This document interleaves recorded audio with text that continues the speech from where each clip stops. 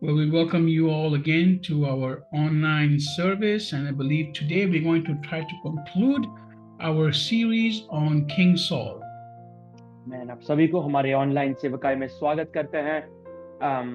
आज से हम ये विश्वास रखते हैं कि आज हम हमारे विषय सॉल के बारे में जो हम बात कर रहे हैं उससे हम उस विषय को हम आज पूरा करने की कोशिश करेंगे। Now, I said I'm going to try to conclude today the teaching on King Saul, but as we all know, if the Holy Spirit leads us somewhere else, then definitely we will go where the Holy Spirit leads us. मैंने ये कहा कि मैं कोशिश करूंगा कि आज मैं ये समाप्त करने का, ये विषय को समाप्त करने का, परंतु अगर पवित्र आत्मा कोई और विषय की ओर ले चलता है तो जरूर हम पवित्र आत्मा की अगुवाई के अनुसार आगे चलेंगे। We have been with this topic now for 15 Sundays. ये विषय के साथ हम लगभग 15 संडेज के साथ हम लगातार बस बने हुए हैं। My idea or my thought was to have only for about 3 or 4 Sundays, but obviously God had other plans. मेरा चिंता ये था कि 3 या 4 संडे में ये विषय को खत्म करे, परंतु परमेश्वर को कुछ अलग उद्देश्य और प्लान्स थे इस विषय के साथ। So we will always go guided by the Holy Spirit, and I believe today we're going to try and conclude this series. हम हमेशा पवित्र आत्मा की अगुवाई के साथ चलेंगे, परंतु आज मैं ये विश्वास करता हूं कि ये विषय को आज हम समाप्त करने की कोशिश करेंगे। So we have seen many things in King Saul's life that many of us will be able to relate to. हमने बहुत सारी चीजें सॉल के जीवन में हमने देखा, राजा सॉल के जीवन में देखा, जो हम अपने जीवन के साथ जो है उससे तालमेल कर सकते हैं। And we have seen how God took someone who was a nobody and made him somebody. और हमने ये देखा कि किस प्रकार परमेश्वर ने जो कोई नहीं था, जो शून्य था, उसे लेकर परमेश्वर ने उसे जो है एक राजा बनाया, उसे सब कुछ परमेश्वर ने प्रदान किया। He blessed him not only physically with authority, but also blessed him spiritually. केवल उन्होंने अधिकार के साथ नहीं, परंतु आत्मिकता के साथ भी जो है उन्हें आशीष किया, उन्होंने आशीष और भर दिया कर हम पढ़ते हैं। And he grew to be a good king, but then he started drifting away from God's plan and God's instructions. वो एक अच्छा राजा होकर अभिषेक हुआ, परंतु परमेश्वर की योजना, परमेश्वर के उद्देश्य से जो है वो जो है भटकता गया। We see that he did not learn how to wait in God's timing. हमने ये देखा कि जो है वो ये चीज से समझ नहीं पाया कि किस प्रकार परमेश्वर के समय के लिए इंतजार किया जाए। There is a season for everything God wants to do in your life. देखिए, हर एक चीज जो परमेश्वर हमारे जीवन में करता है उसके लिए एक समय होता है। So we have to wait for God's season to get these things done. और इसीलिए हमें जो है परमेश्वर के समय के लिए जो है इंतजार करना बहुत जरूरी है। You can either, if you are not waiting on God, you can lose that season and life will become much more difficult for you. अगर आप परमेश्वर की उपस्थिति के लिए उस दिन के लिए इंतजार नहीं कर रहे हो, तो वो जो ऋतु है, वो जो समय है, हम खो देंगे और जिंदगी जो है हमारे लिए रुकेगी नहीं, या फिर जिंदगी हमारे लिए जो है वो पूरा ना होगा। Another thing Saul did wrong was that he did not understand what it means to obey completely. दूसरा चीज जो सॉल ने गलत किया वो ये था कि पूरी तरह परमेश्वर की कल्पनाओं को, परमेश्वर की बात को पालन करना या उसे बात को मानकर चलना, वो सॉल ने पूरा नहीं किया। We made you understand that partial obedience is also disobedience.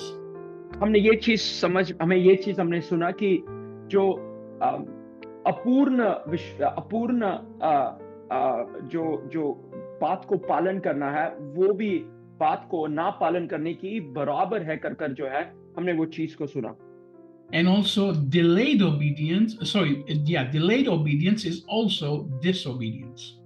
और जो हम विश्वास को जो या फिर अगुवाई को पूरा करना या आज्ञा का उल्लंघन करना, अगर वो देरी से भी किया तो भी जो है वो आज्ञा का उल्लंघन ही होता है।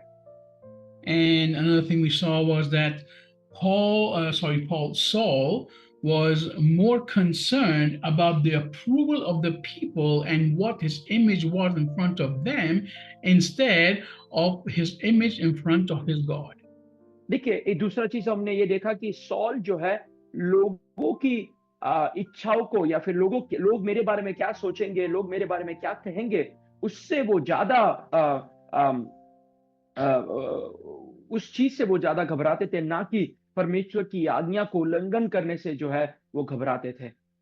And then we also saw that Saul was someone that was jealous if anybody else would grow faster or greater than him. और सॉल ये चीज से भी ईर्ष्या रखता था कि अगर कोई और मुझसे जल्दी आगे बढ़े या मुझसे जल्दी या उनसे और ऊपर बढ़े तो जो है सॉल को वो दिक्कत होती थी। ये चीज को जो है हमने पढ़ा। There we understand also that Saul had forgotten who was the one who makes us prosper, who was the one that makes us great. सॉल वहां पर एक और चीज भूल गए कि ये कौन है जो हमें महान बनाता है, कौन है हमें दूसरों से श्रेष्ठ बनाता है। वो चीज को सॉल वहां पर भूल गए। And then Saul became so desperate that he went to the wrong people for answers. उसके बाद सॉल इतने बेचैन हो गए कि वो गलत लोगों के पास जो है उत्तर की तलाश में गलत लोगों के पास पहुंचे। Last week we saw that he ended up going to mediums to talk to the dead.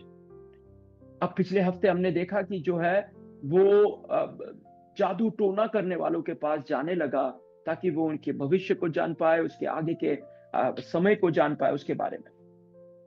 And then we will see today that he was so deep in that darkness now that it was too late for him. आज हम ये देखेंगे कि वो इतने गहराई में, ये अंधकार के गहराई में डूब गए थे कि उनके लिए जो है अब देरी हो चुकी थी। Every decision he made was completely wrong. हर एक डिसीजन जो वो लेते थे, निर्णय जो लेते थे, वो पूरी तरह गलत निर्णय को लिया करते थे। To the point where he even, as we will read today, he committed suicide. और उस समय तक या उस क्षण तक जो है कि उन्होंने जो है सुसाइड करने के लिए जो है या फिर आत्महत्या करने तक का जो एक प्रेरणा उनके अंदर होने लगा। He didn't realize that if he repented over and over again with the right heart, God could change around everything for him. देखिए, उन्होंने ये देखा कि उन्होंने अगर मन फिराकर वापस आए तो परमेश्वर उनकी अवस्था को, उनकी स्थिति को बदल सकते हैं। ये बात को जो है वो समझ नहीं पाए। Maybe he wouldn't still keep him as king because he already chosen David, but maybe his life would have been a good life. शायद वो राजा बनकर नहीं रह पाते, परंतु क्योंकि दाऊद को परमेश्वर ने पहले ही चुन लिया था, परंतु फिर भी उनका जीवन जो है एक अच्छा जीवन होकर बदलता। Because we see in 1 Samuel chapter 28, if you read that on your own, you will see that after he goes to the medium, him and his children all die in the war. हम जब पहला सामुएल 28वां अध्याय को जब हम पढ़ेंगे तब हमें ये समझ में आता है कि जादू टोना के पास जाने के बाद जो है उनके साउल और साउल के सारे संतानों का मृत्यु जो है वो युद्ध में पूरा होता है या फिर खत्म होता है कर हम वहां पर देखते हैं। Saul could have completely saved his life and his children's life if he would have just repented with the right heart. सॉल जो है अपनी जिंदगी और अपने बच्चों की जिंदगी को बचा सकता था अगर सही मन के साथ परमेश्वर के सामने पश्चाताप के साथ अगर वो आया होता तो शायद उसकी जिंदगी उसे वापस मिलती। As we studied this series, I mentioned to you that I had a question regarding David and Saul. देखिए, जब हम ये विषय के हर हफ्ते पढ़ रहे थे तो मेरे मन में एक सवाल था जो मैंने आपसे बताया था, जो सॉल के प्रति था। And I was asking God, how come Saul was completely punished by just not obeying Okay, and David, who committed adultery and committed lied, and he even committed murder, he was forgiven. मैं परमेश्वर से ये सवाल पूछने लगा कि परमेश्वर, soul ने तो सिर्फ आपकी आज्ञा का उल्लंघन किया और उनको आपने इतना दंड और शिक्षा दिया, परंतु दाऊद ने व्यभिचार किया, दाऊद ने चोरी की, या फिर दाऊद ने आपकी बात का उल्लंघन की, दाऊद ने बहुत सारी चीजें की, परंतु फिर भी दाऊद जो है वो आपके साथ था, दाऊद को कभी आपने ठुकराया नहीं। क्यों? And both of these people had experienced the power of God. ये दोनों व्यक्तियों ने परमेश्वर की सामर्थ्य को, परमेश्वर की ताकत को जो है अनुभव किया है। Both of these people had been used by God to do great and wonderful things. परमेश्वर ने इस दोनों व्यक्तियों को जो है महान और अद्भुत और चमत्कारी काम करने के लिए इस्तेमाल किया है। The difference that I saw is that their way of repenting was completely different. परंतु जो मैंने देखा वो ये था कि इनका पश्चाताप करने का जो मन भावना था वो पूरी तरह अलग था। When Saul is confronted by the prophet Samuel, Saul simply is worried about the kingdom. जब सॉल को जो है नबी सैमुएल जब उनसे बात करते हैं, जब उनके सामना करते हैं, तो सॉल जो है वो राजगद्दी के प्रति विचार करते हैं। He's worried about his image, about his position, about his future in the world, and all these material things and everything that he thinks is valuable to him. और जो है वो जो है उनके उनके उनके उनके भविष्य के बारे में, आर्थिक विषय के बारे में, हर एक चीज जो उनके लिए बहुमूल्य है, उन विषयों के साथ जो है वो बहुत ही जो है चिंतित थे। That's what we saw in 1 Samuel 15. We saw that Saul was more concerned about what people will say about him instead of what he had done against God. जो है हम पहले सामुएल 15वां अध्याय में ये देखते हैं कि सॉल जो है इस चीज से वो घबराए हुए थे या चिंतित थे कि लोग उसके बारे में क्या कहेंगे। So when Saul repents, he says, "Don't take away the kingdom from me."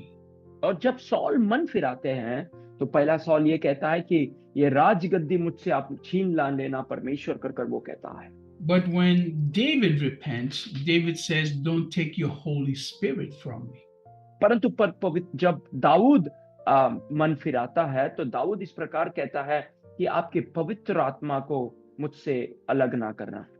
So Saul had not understood that God and his spirit is more important than any physical possession or any image that you want to keep. सॉल ये चीज भूल गया या फिर ये चीज समझ नहीं पाया कि परमेश्वर और उसकी आत्मा, पवित्र आत्मा जीवन में सबसे बहुमूल्य है, उससे बढ़कर और कोई चीज नहीं है करकर जो है वो जो सच्चाई को सॉल समझ नहीं पाया। But David understood that the Spirit of God and God's presence is much more important than any riches of the world. परंतु दाऊद ये चीज को समझ गया कि परमेश्वर की उपस्थिति और पवित्र आत्मा का मौजूदगी इस दुनिया के दूसरे कोई भी चीज से सबसे बहुमूल्य है। ये चीज दाऊद समझ गया। That is why David received a pardon from God, and God continued to use him and kept his calling upon David's life, but Saul's calling was taken away. और ये हम देखते हैं कि इसके अनुसार हम ये देखते हैं कि दाऊद का जो बुलावट है परमेश्वर ने उसे रखा, और सॉल के बुलावट को, सॉल के आज्ञा को जो है परमेश्वर ने जो है उसे खारिज कर दिया कर हम पढ़ते हैं या देखते हैं। So I encourage you to take your time, go to all these series we've been through and read the word yourself and let the Holy Spirit talk to you about where you might be failing the way Saul did. और जो है मैं आपसे यही आपको प्रेरणा देना चाहता हूं कि ये वचन को पढ़े, ये अध्याय को पढ़े और ये समझने की कोशिश करें कि कहां पर सॉल अपने जीवन में वो हार गया। So let's read today 1 Samuel 31. आज हम पहला सामुएल उसके 31वां अध्याय को पढ़ेंगे। We will only read a few verses कुछ कुछ वचनों को हम पढ़े, because with this we will conclude this series. और क्योंकि इस वचन के साथ जो है इस सीरीज को या इस विषय को हम समाप्ति की ओर लेने की कोशिश करेंगे। So 1 Samuel 31, we can read if you want from, let's read from verse 1 all the way slowly to verse 7. पहले अध्याय से लेकर, पहले वचन से लेकर 7वें कलाम तक जो है हम पढ़ेंगे। Amen. Thank you. Let me put it on the screen.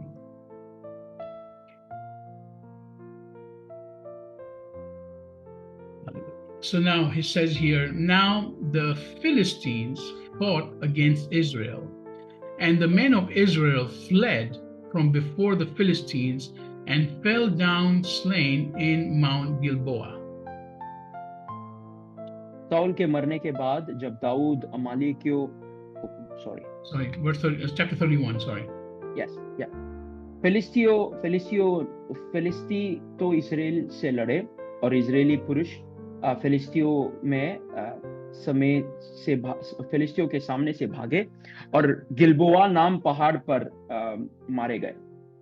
Then verse 2, the Philistines pursued Saul and his sons. The Philistines struck down Jonathan, Abinadab, and Malchishua, Saul's son. और फिलिस्ती सौल और उसके पुत्रों के पीछे लगे रहे, और फिलिस्तियों ने सौल के पुत्र योनाथान, अबिनादाब और मलखीश को मार डाला। Now understand one thing, that this King Saul had already defeated the Philistines over and over again. एक चीज हमें यहाँ पर याद रखना ये है कि राजा सौल ने जो है फिलिस्तियों को एक बार नहीं परंतु एक से अधिक बार उन्हें हराया था। Not only the Philistines, but also the Amalekites. और केवल फिलिस्तीनी को नहीं परंतु अमालेकाइट्स को भी जो है उन्होंने युद्ध में, जंग में उन्हें हराया था। So in the Old Testament, whenever we see the people of God fail in battle, there is a spiritual reason behind it. जब भी हम पुराने नियम में देखते हैं कि जब भी एक राजा एक युद्ध में हारता है, उसके पीछे एक आत्मिक संदेश जो है छुपा है।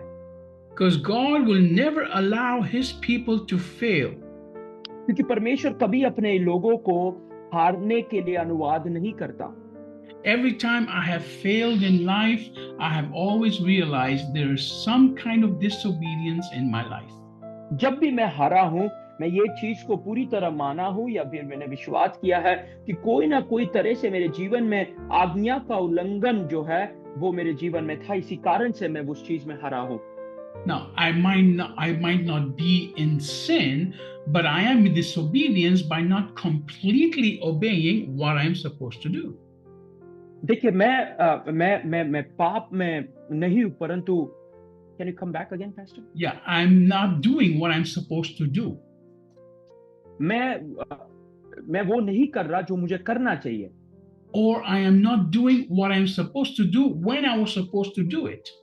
और मैं वो नहीं कर रहा हूं जो मुझे करना चाहिए या जब मुझे करना चाहिए था तब मैं वो चीजें को नहीं कर रहा हूं। That's why I emphasize very strongly on this idea of disobedience. और इसीलिए जो है मैंने इस जो आज्ञा का उल्लंघन करने से जो है मैं इस बात से जो है बहुत घबराया हुआ था। God considers sin when you don't completely obey 100%. परमेश्वर जो है अगर आप आज्ञा का उल्लंघन करें, परमेश्वर की बात की पालन ना करें तो परमेश्वर उसे जो है पाप होकर गिनते हैं। And if you don't do it right away, but you delay in the obedience, that is also considered sin for God. अगर आप उस चीज को तुरंत उसे क्षण समय पर पूरा ना करें या फिर आप उसे देरी लगाते हो, उसे देर करते हो, उसे भी परमेश्वर जो है पाप होकर गिनते हैं। Now, when I say sin, I'm not referring to the 10 commandments. जब मैं पाप के बारे में बात कर रहा हूं तो मैं 10 कल्पनाओं के बारे में या 10 आज्ञा के बारे में बात नहीं कर रहा। I'm not saying sin that you have lied and cheated and done all these wrong things. मैं इसके बारे में बात नहीं कर रहा हूं जो पाप जो आपने झूठ कहा, जो आपने गलती की, उसके बारे में मैं बात नहीं कर रहा। Sin basically means that you miss the purpose of God according to His will in your life. पाप के बारे में मैं ये बात कर रहा हूं कि आपने परमेश्वर के उद्देश्य को, परमेश्वर की इच्छा को आपके जीवन में जो था, उस उद्देश्य से जो है आप भटक गए। In other words, you are not completely useful the way God wants to use you in His hands. उसका मतलब यह है कि आप परमेश्वर के हाथों में उस तरह से इस्तेमाल करने के लिए नहीं हो जिस प्रकार परमेश्वर उद्देश्य करता है या परमेश्वर चाहता है। So we see in this passage that Saul goes against the Philistines and with all his sons to war, and the sons get killed.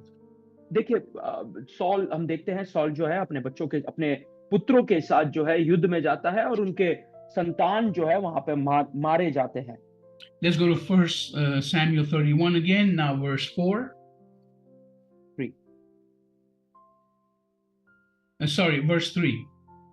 1 Samuel 31, verse 3. The heaviest fighting was directed towards Saul, and when the bowmen who were shooting located Saul, he was severely wounded by them.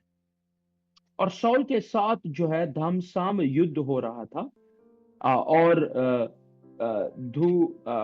धुआरियों ने उसे जा लिया और वहां उनके कारण अत्यंत व्याकुल हो गए।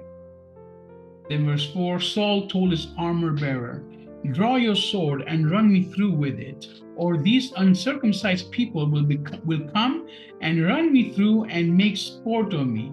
But his armor bearer did not want to do it because he was very frightened.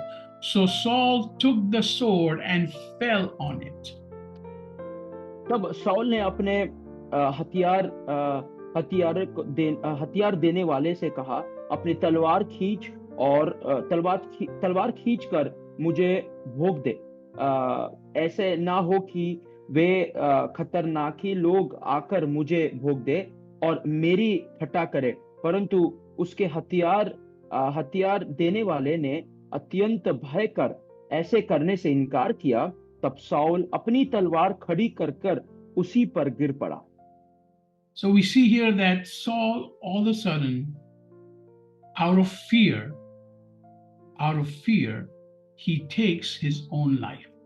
यहाँ पर हम ये देखते हैं कि सॉल जो है डर के कारण अपना खुद का जीवन, अपना खुद का जिंदगी को जो है वो ले लेते हैं। Let me read this part here again.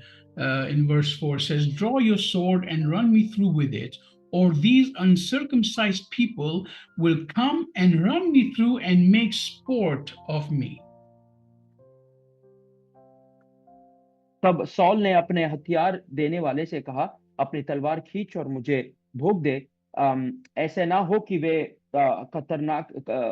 खतरनाक लोग आकर मुझे भोग दे, ऐसे मेरे ठट्टा करे। परंतु उसके हथियार देने वाले ने अत्यंत भय कर ऐसे करने से इनकार किया। तब सॉल ने अपनी तलवार खड़ी कर उस पर गिर पड़ा। So focus on these words right now. It says, run me through, because there's uncircumcised people will come, run me through and make sport on me. Focus on this word. They will make a show of me. इस वचन पर या इस लफ्ज पर आप ध्यान दें कि वे खतनारित लोग या जो जिनका परिचित न हुआ है, खतनारित लोग आकर मुझे भोग देंगे और मेरी ठट्टा करेंगे। So once again we see here that Saul was concerned about his image. एक और बार हम यहाँ पर ये देखते हैं कि सॉल जो है अपने प्रशस्ति की ओर या अपने नाम की ओर जो है वो ज्यादा जो है ध्यान देता था। When we saw in the beginning, when King Saul started to fail in his calling, what was the number one reason that he failed in his calling? हमने जब शुरुआत से हम ये देखते हैं कि उसकी बुलावट में, राजा सॉल के बुलावट में कहां पर सॉल हारते हैं? Saul started to fear his image in front of his people, and that is why he commits the first act of disobedience. देखिए, वो जो है अपने लोगों के सामने ही जो है एक हरावट की अनुभव में आते हैं और वहां पर जो है आज्ञा का उल्लंघन का शुरुआत जो है सॉल का शुरू होता है। And then we see that step after step, every single mistake Saul makes is because of his image in front of people. देखिए उसके बाद एक एक कदम बाय कदम जब हम देखते हैं, हर एक गलती जो सॉल्व करता है वो इसीलिए करता है कि उन उसका जो अम, जो जो जो एक इमेज है अपने लोगों के सामने, उसे वो खराब नहीं करना चाहता था कि वो अगर खराब होए तो लोग उसके बारे में क्या सोचेंगे। इससे जो है वो बहुत ही चिंतित रहता था। And he was so worried about his image that he said, well, I better kill myself before these people take me and make me a show. देखिए वो ये सोचता था कि मैं अपने आप को मार दूं ताकि इसके पहले ये कतनहरी लोग जो है मुझे मार दे और मेरी ठट्टा करे।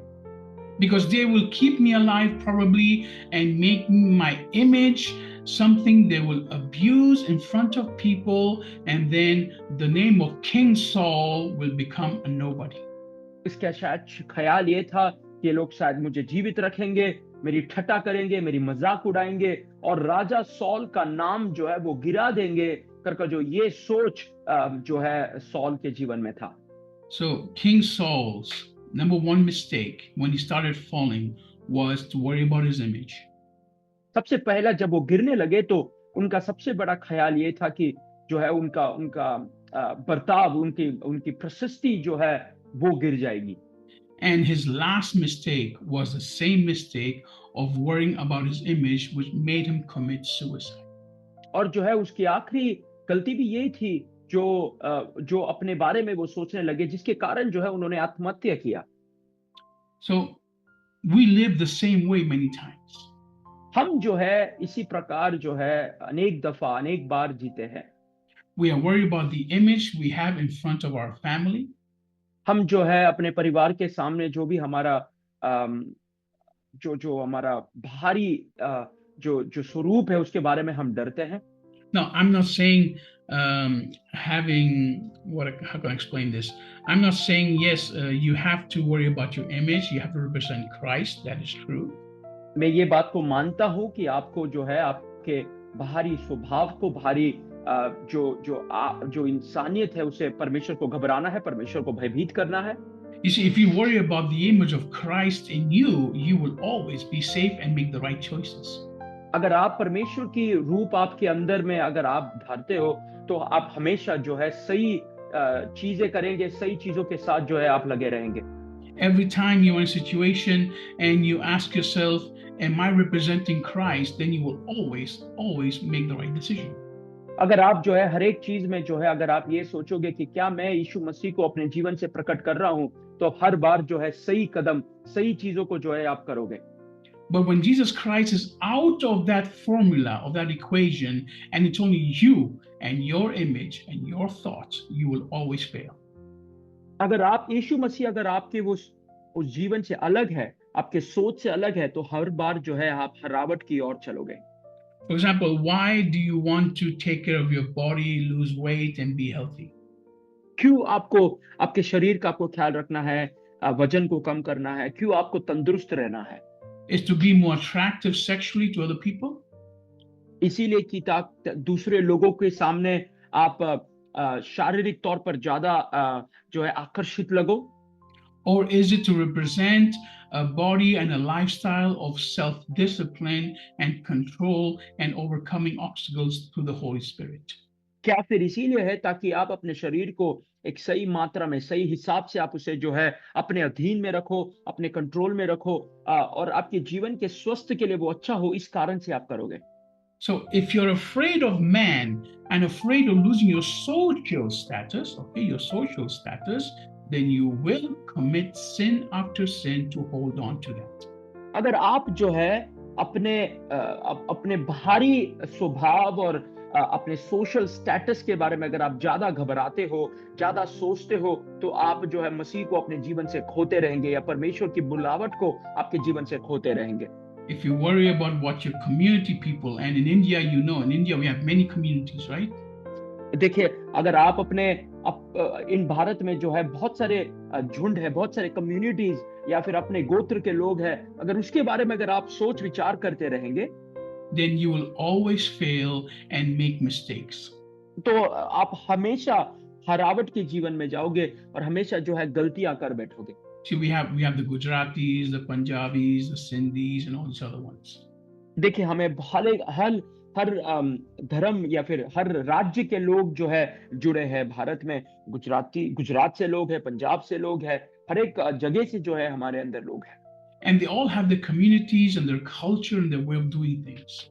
और जो है उन सभी के पास जो है उनका समूह है, उनका रीति रिवाज है, उनके तौर तरीके हैं, जिस प्रकार से जो है वो अपने जीवन जीते हैं, अपने दैनिक कार्य को ले चलते हैं। And if you're worried about what they will think about you, you will lose up on all the blessings Christ has prepared for you. अगर आप ये सोचोगे कि वो मेरे बारे में क्या सोचते हैं, वो मेरे बारे में क्या ख्याल रखते हैं, अगर आप ऐसे सोचोगे तो जो है परमेश्वर ने आपके लिए जो भी आशीषें रखे हैं, उन सब आशीषों से जो है आप खो दोगे। It will stop you from going to church. और जो है वो आपको कलीसिया से जाने से जो है रोक देगा। It will even stop you from accepting Jesus Christ. और वो शायद आपको यीशु मसीह को स्वीकार करने से भी जो है रोक देगा। It will stop you from being used by God to pray for others and set them free. और जो है वो शायद आपको इसी से भी रोक देगा कि आप यीशु मसीह को जो है यीशु मसीह आपको इस्तेमाल करे और दूसरों को आजादी की ओर ले जाए, इसी से भी जो है वो आपको रोक देगा। Do you know the same Holy Spirit that was inside Jesus Christ is the one that is inside of you? देखिए वही पवित्र आत्मा जो आपके अंदर है, वही पवित्र आत्मा जो है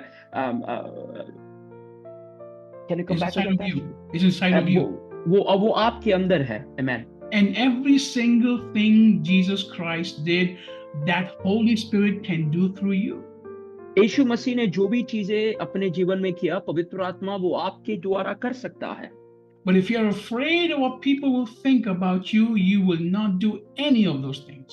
परंतु आप ये चीज से घबराए हुए हैं या घबराते हैं कि लोग मेरे बारे में क्या सोचेंगे, लोग क्या कहेंगे, तो आप जो है कुछ नहीं कर पाएंगे। You are worried they will laugh at you if you talk to them about Jesus. जो है अगर वो ये अगर आप सोच रहे हो कि वो मेरे और देखकर हंसेंगे, तो यीशु मसीह के बारे में सोचिए। And you will think, what if I pray for someone, nothing happens, they will laugh at me. देखिए आप ये सोचेंगे मैं किसी के लिए प्रार्थना करूंगा और उनके जीवन में कुछ नहीं होगा, तो वो मेरी मजाक उड़ाएंगे, वो हंसेंगे मेरे और। What if I am a Christian and I'm not making millions and I have a perfect, great job, then people will laugh at me. देखिए मैं एक मसीह जीवन हूं, अगर मैं लाखों करोड़ों नहीं कमा रहा, पर तो वो लोग जो है मेरे और देखकर हंसेंगे। If you are living that way, you have already committed spiritual suicide. अगर आप उसी प्रकार जी रहे हो या सोच रहे हो, तो अपने आत्मिक आत्मिक आत्महत्या कर दिया है। The calling God has upon you, the way the calling was upon Saul, which he lost to having suicide, you have killed yourself that calling upon your life. देखिए जिस प्रकार सॉल ने अपने जीवन की ओर की बुलावट को जो है आत्महत्या के ख्याल और आत्महत्या करने से उन्होंने खो दिया, उसी प्रकार आपके सोच विचार के द्वारा जो है आपके जीवन की बुलावट को और जो अनुग्रह को जो है आप जो है उस कारण से खो देते हो। So I'd like to finish with this. मैं इस वचन से मैं समाप्त करना चाहता हूं that you need to stop fearing man and your image in front of man. देखिए लोगों के सामने अपने स्वरूप से, अपने इमेज से जो है घबराना छोड़ दीजिए। If you want to fear about your image, fear about the image of Jesus Christ through you. अगर आप अपने बाहरी स्वभाव, बाहरी रूप के बारे में चिंतित करते हो, तो परमेश्वर आपके बारे में क्या सोचता है उसके बारे में सोच विचार करें। Think about what people will think about you because they know you are a Christian and you represent Jesus Christ. ये सोचिए कि लोग आपके बारे में क्या सोचेंगे, क्योंकि आप एक ईसाई हो, आप यीशु मसीह को प्रकट करते हो, यीशु मसीह को दिखाते हो, उसके बारे में आप सोचें। In other words, always make your decisions based on Jesus Christ and what he can do through you. और जो है इसका मतलब यह है कि हर बार हर एक चीज जो है यीशु मसीह पर निर्भर करते हुए, यीशु मसीह पर भरोसा रखते हुए कीजिए कि मसीह आपके बारे में क्या सोचता है। The same people that you're afraid of today can be gone tomorrow. जो लोग से आप आज घबराते हो, शायद वो कल नहीं रहेंगे। How many women we know? We know many women in the ministry who have been for years afraid of their husband and are not walking in their calling in Jesus Christ. हम कितने ऐसे परमेश्वर के जो बेटियों को जानते हैं, स्त्रियों को जानते हैं, जो अपने पति से घबराते हुए परमेश्वर के मार्ग पर नहीं चल रहे हैं, या घबराते हुए जो है वो अलग चल रहे हैं। Some of them have been like that for years and years. और जो है कुछ लोग सालों सालों तक जो है वैसे ही रह चुके हैं। But imagine if the husband is gone tomorrow. अब सोचिए कि कल आपके पति अगर जो है चल बसे, How many years have you lost being afraid of someone? और कितने साल आपने खो दिया क्योंकि आप केवल घबराते थे इस कारण से। How many hundreds of people could have God used, touched their lives through you? और जो है कितने लोग शायद आपकी गवाही, आपके जीवन से जो है उनके जीवन में एक आशीष का जरिया बनता। That's why Jesus Christ clearly says, do not be afraid of those that can kill your body. इसीलिए यीशु मसीह ये कहते हैं कि उन लोगों से घबराना नहीं जो आपके शरीर को मार दे, But be afraid of the one who can destroy your soul. परंतु उन लोगों से घबराना जो आपके प्राण को जो है तकलीफ दे। Now, I know that every single one of you, once you have heard about Jesus Christ, you want to come to Jesus Christ. देखिए, मैं हर एक व्यक्ति के बारे में जानता हूं, जब आप एक बार यीशु मसीह के बारे में सुनते हो तो आपको यीशु मसीह को जानना है, यीशु मसीह के पास आना है। There's nothing about Jesus Christ that you are not liking. There's nothing about Jesus Christ that you don't want. देखिए, यीशु मसीह के बारे में ऐसा कोई चीज नहीं है जो आप पसंद नहीं करते हो। यीशु मसीह के बारे में ऐसा कोई चीज नहीं है जो आपको नहीं चाहिए। But you're afraid of people. परंतु आप लोगों से डरते हो। And this is the beginning of your downfall if you don't change this mindset. और ये आपके जीवन का गिरावट का शुरुआत होगा अगर आप अपने सोच को नहीं बदलोगे। Because in the same way as King Saul committed suicide, जिस प्रकार राजा सॉल ने आत्महत्या की, you will commit suicide of your calling in the spiritual. आप जो है अपने आत्मिक तौर पर जो है एक आत्महत्या जो है आप सोचोगे। You are destroying your own future and your own purpose of God in your life. आप जो है अपने खुद के भविष्य को, अपने उद्देश्य को, आपके जीवन में जो है उसे आप खो रहे हो, उसे आप मार गिरा रहे हो। So repent right now. मन फिराइए अभी। Surrender your future and your image to Jesus Christ. अपना भविष्य को, अपने चिंताओं को, अपने जीवन को मसीह के हाथों पर समर्पित करें। Accept Christ once again in your heart if you've not done it before. मसीह को अपने दिल में, मन में स्वीकार करें अगर आपने इसके पहले नहीं किया हो। And allow him to be the God who loves you and knows you. और जो है उनको, वो परमेश्वर को अनुवाद करें अपने जीवन में, जो आपको जानता है, जो आपसे प्रेम रखता है। Otherwise, you will end up like Saul, who I am sure did not end up in heaven. और जो है नहीं तो आप सॉल के समान अपने जीवन को समाप्त करोगे, जो मुझे यकीन है कि वो स्वर्ग में नहीं है। So God bless you with this, and I will truly pray that this has been a warning for all of you as it has been for me. मैं ये परमेश्वर आपको आशीष करे इस वचन के द्वारा, इस विषय के द्वारा, और मैं ये विश्वास रखता हूं कि ये वचन आपको जो है एक चेतावनी के समान हो, जिस प्रकार वो मेरे लिए है। This has been 15 weeks of talking about Saul. I encourage you, please go back on our website, karmatochrist.com, and look for these series and truly let them transform you. 15 हफ्तों से हम इस विषय के बारे में बात कर रहे हैं, और मैं ये विश्वास रखता हूं कि परमेश्वर इससे कुछ महान कार्य करना चाहते हैं। वापिस मैं आपसे विनती करता हूं कि इसके विषय पढ़े, सॉल के बारे में पढ़े, हमारे वेबसाइट में जाए, इसके पिछले एपिसोड या पिछले प्रचार को आप सुने, और परमेश्वर आपसे जो है उस वचन के द्वारा बात करेगा। Now let me just finish with one verse. Sorry, Brother Solomon, I know you have to go for your service. Let me go here. Verse 7 says, when the men of Israel who were across the valley and who were across the Jordan saw that the army of Israel had fled and that Saul and his sons were dead, they abandoned the cities and fled, and the Philistines came and occupied them. 7वां वचन जब पढ़ते हैं, यह देखकर इस्राएली पुरुष भाग गए और सॉल और उसके पुत्र मर गए। उस तराई कि पहली और वेल और योर्दान के पास रहने वाली भी इजरायली मनुष्य अपने अपने नगरों को छोड़कर भाग गए और फिलिस्ती आकर उनमें रहने लगे।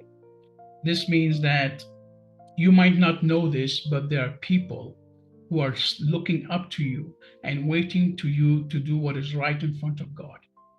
शायद आप इस बात को नहीं जानते हो कि परंतु लोग आपकी ओर निगाह रखे बैठे हैं, कि देख रहे हैं कि आप परमेश्वर के सामने सही काम को करें।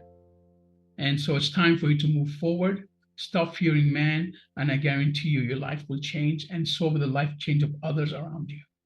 इसीलिए मैं कहता हूं, लोगों से डरना छोड़े, आगे बढ़े। परमेश्वर आपके बारे में क्या सोचता है उसकी ओर ध्यान देते हुए हम आगे बढ़े। God bless you. परमेश्वर आपको आशीष करे। आमीन।